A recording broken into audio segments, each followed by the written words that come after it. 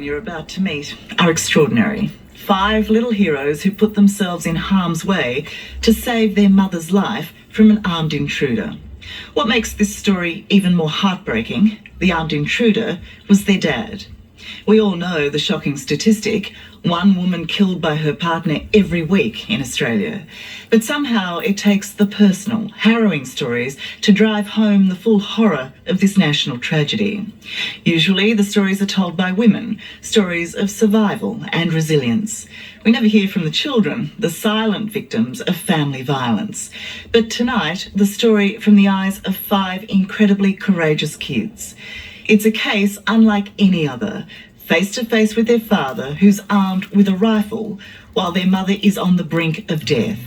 5 children who show courage and smarts far beyond their years to save their mother's life.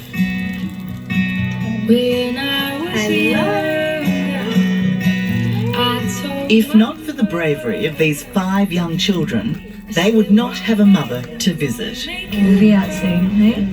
All done, no more operations, they're all done. We're done. To Rachel Moore, each in their own way, is her hero, for together they saved her life. Jaden, 14, Cameron, 12, 10-year-old Kaylee, and the babies, 4-year-old Zane and his 2-year-old sister, Samantha. You don't think about it, you just do it. Mum said to Cameron, get the ambulance or I'm going to die. We thought when she was in hospital it was all okay and it was great and fine, but it really wasn't. She was fighting for her life. She died nearly 5 times. She died 5 times. They bring her back. I said one day I'm gonna make you proud. I think a lot of miracles happened that night. You're so proud of them, aren't you? Amazingly. The night of April 11 last year, Daryl Fields has one thing on his mind: to kill his ex-partner and the mother of his children, Rachel Moore. There's no doubt about it, I was dead. Hunted, Daryl came through the door with a gun. trapped, He'd cornered me. and shot Just went. by the man who says he loves her. The most scared I've ever been in my life.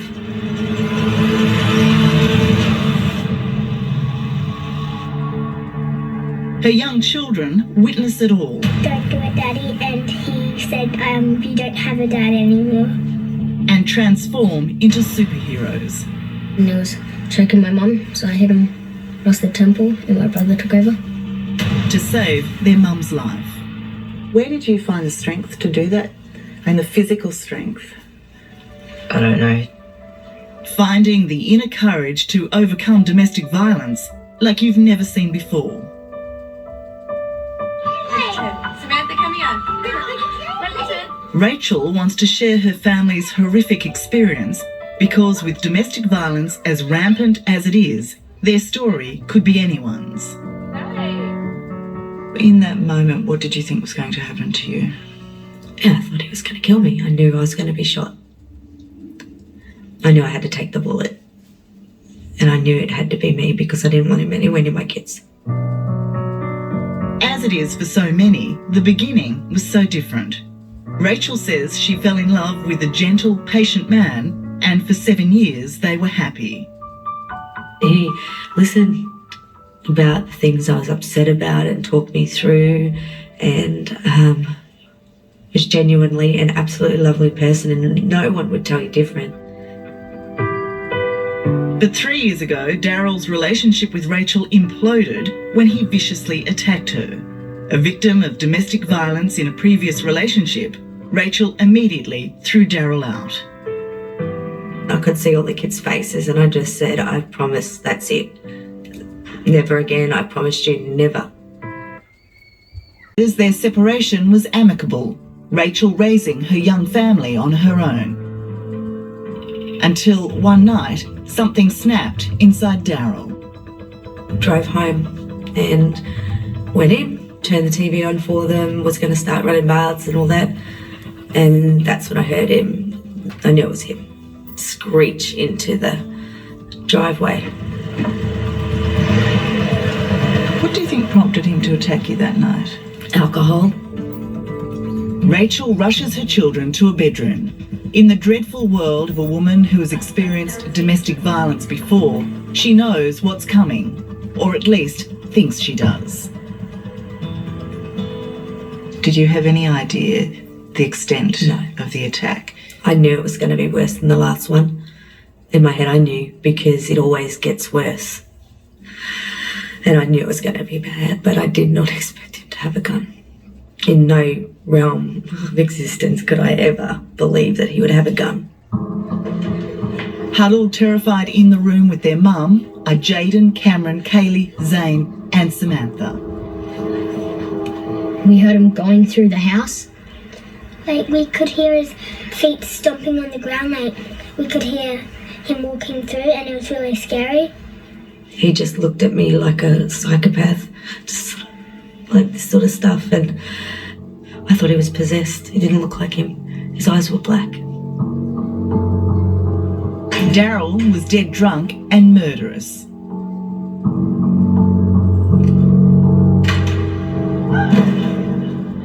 He stood at the door for a bit and then he put up a gun. And he had that aimed at Mum for a while. I remember saying, "Oh God," in my mind. And we were all like screaming and stuff and telling him not to shoot and stuff like that. But he did anyway. He didn't think twice. He lifted the gun, cocked it, put a bullet in, and straight away just went bang. I could see it. He wanted to kill me. He wanted me dead. And he didn't even hesitate. He just pulled it up and shot, and Mum just fell backwards.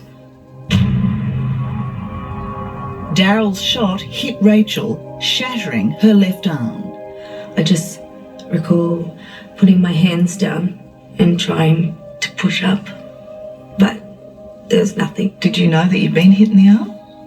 Not really. I knew that I got punched. It just felt like I'd been punched, and I couldn't work out also why I was slipping, but now I know it was blood.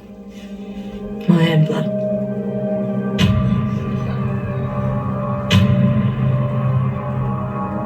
Just imagine the terror in this room that night.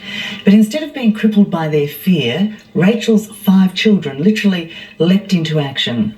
As one, their only thought was to save their mother's life, and without any regard for their own safety, they instinctively mobilised into the most extraordinary little army. I actually thought, that's it. I thought it might have been the end for the whole family, or my brothers and sisters as well, maybe. And to have those thoughts flash through your mind, what was that like? I guess my body just decided I'm going to do what I can to stop this, no matter what I have to do. And what did you end up doing? Well, when he had the gun pointed at my mum, I ran forward and elbowed him and disarmed him. Cameron's was the first heroic act that night. As Daryl went to reload, Cameron disarmed him, taking on a grown man twice his size. But there's a little you need to know about these little heroes. I don't want to go to the bigger class. I want to stay here with my friends. Cameron, older brother Jaden, I have to share a room with Sam. and his sister Kaylee are child actors. No, I want bacon and eggs. What's it? And as part of their acting lessons, Rachel's 3 eldest also trained in fight choreography and martial arts. You go. That's it. How did you know to disarm him? We do fight choreography lessons for our acting, and I guess it was from that I got taught like 2 weeks earlier, I think. I'm sure you never thought you'd actually have to do it in real life, did you? No, not at all. Having disarmed Daryl, Cameron had the foresight to then throw away the gun. But inside, Daryl was still trying to kill Rachel. He just didn't count on Jaden. He went over to her and grabbed her by the foot and dragged her over to the other side of the room. and then sat on her and started choking her and like trying to rip her eyes out and stuff. I just hopped on his back and started choking him, and I bit him a couple times, I think. And then Cameron ran in after he'd hid the gun and punched him in the side of the head, and he landed on me. So I couldn't get out or anything because it's too heavy, so I just put him in a chokehold. In the midst of this mayhem, 4-year-old Zane knows he must protect his little sister from the violence. He takes 2-year-old Samantha and hides her under the bed. That bit breaks my heart. Why does that break your heart? He's so little that he had to do that.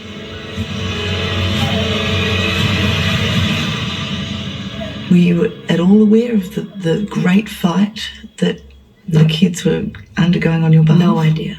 Apparently, I had passed out once I was shot, and the next thing I remember was his eye gouging me, obviously, and feeling their hands and them stopping it. And then that's all I remember until my daughter picked up my arm and me. And I just remember her, what I felt like was she was carrying me outside and hiding me. Now it's Kaylee's turn to act. This tiny 10-year-old draws on an incredible strength of body and mind to spirit her mum to safety. Somehow she knows too she has to stop her bleeding, and so bandages her mother's shattered arm.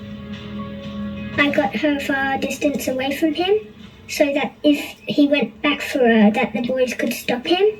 And, you know, your mum had a really terrible injury. Mm-hmm. What was that like for you to be wrapping up her arm and trying to help her when you could see all that blood? It was quite disgusting and scary. I thought that she would die before the ambulance got there because they took a long time. Did you ring them? I rang the cops and the police, and I said my mum's been shot, and she said, "Darling, what's wrong?" And I'm like, "My mum got shot," and then I gave it to Jaden because I knew that he would be able to do something, so he got onto it and told her, so then she got all the people.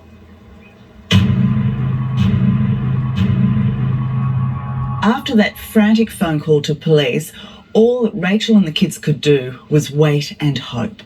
Hope that Daryl Fields wouldn't attack again, and hope too that Rachel could survive her massive blood loss. Time after time, a desperate Cameron ran down the driveway looking for police, looking for anyone to help. And I could just feel the wind pushing against my hands. I walked down the driveway, and I kept on running back up to check on Mum and down and out, and then found them, and I said, down here, come on, down here. And my mum's down there, she's been shot. Don't worry, I disarmed him. It's the gun's under the balcony. It's all safe to go up. And they said, oh, we need to make procedure calls, stuff like that. And they started to interview me and stuff. Was that difficult when you knew your mum needed help so quickly and so desperately? I just wanted to run back up there and just... Like, it was hard for me to sit there and there knowing my mum's in trouble up there. What did you do? Did you try and convince them to let you go? Yeah, I thought that they'd interview me and I could run back up to see her. But that was the last time I got to see her for a couple of weeks. What's happening? Alright, he's unconscious. I knocked him out with my fist, alright? So in that state of terror, where did they get the presence of mind to do what they did? I don't know. I don't think I would have the guts to do what they did. I really don't think I would have. So what do you think drove that? Their love for me. Loving me. I just wanted them gone. I just wanted them out of there. But now I thank God they were there. I thank God for my children, for saving my life.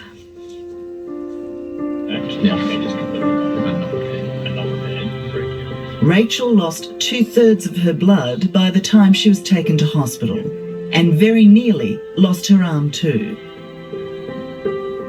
So that news, what was that like for you? Scary. the biggest part was not the vanity, not the, oh my God, I won't look nice. It was, how am I going to hold my daughter? How am I going to run the house with all the children in one arm?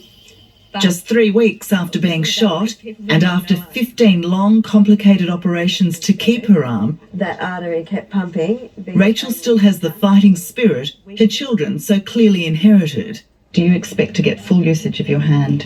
The doctors say I'll get this, this, this, but I know I'll get more. It's unfathomable what Rachel and her children have had to bear.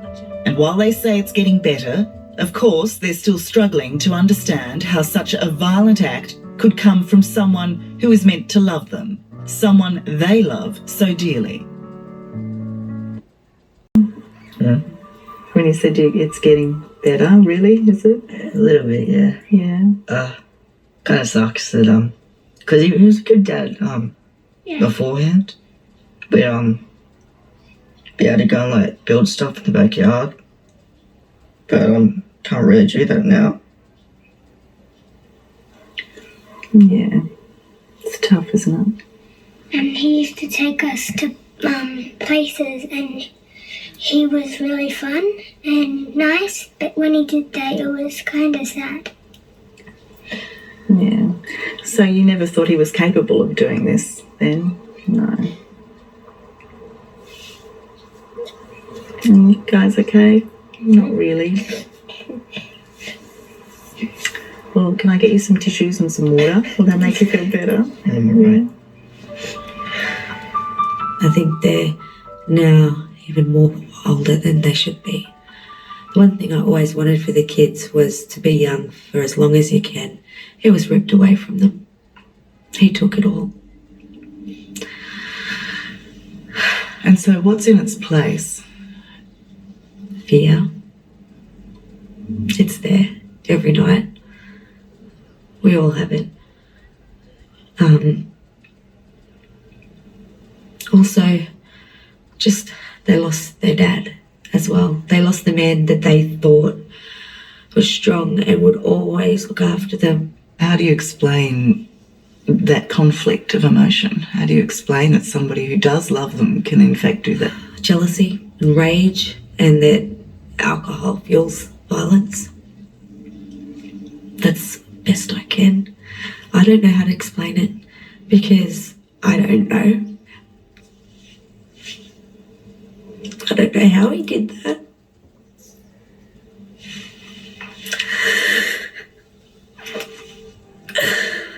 You can't.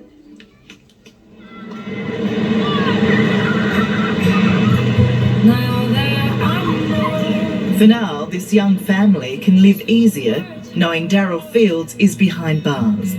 He's pleaded guilty to attempted murder, and when he's sentenced, it's expected he'll be there for a long time.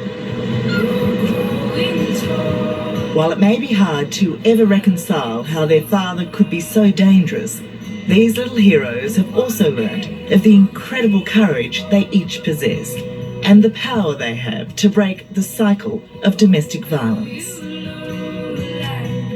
Do you think they were empowered by what they were able to achieve that night? Council said that they're just coping beyond what you'd think. They just showed strength and a bond with each other that no one was going to break up.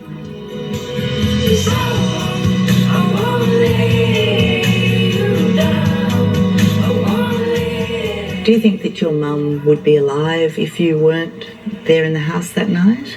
Probably not, because he would have been able to reach for the second bullet, or maybe he would have just shot her, and with that one she would have died. So what's it like to know that you saved your mum's life? And I feel pretty good. I feel very happy that she's alive and she made it. I don't really think about me saving her life. I just think that she's alive, and that's all that matters. I said one day I'm gonna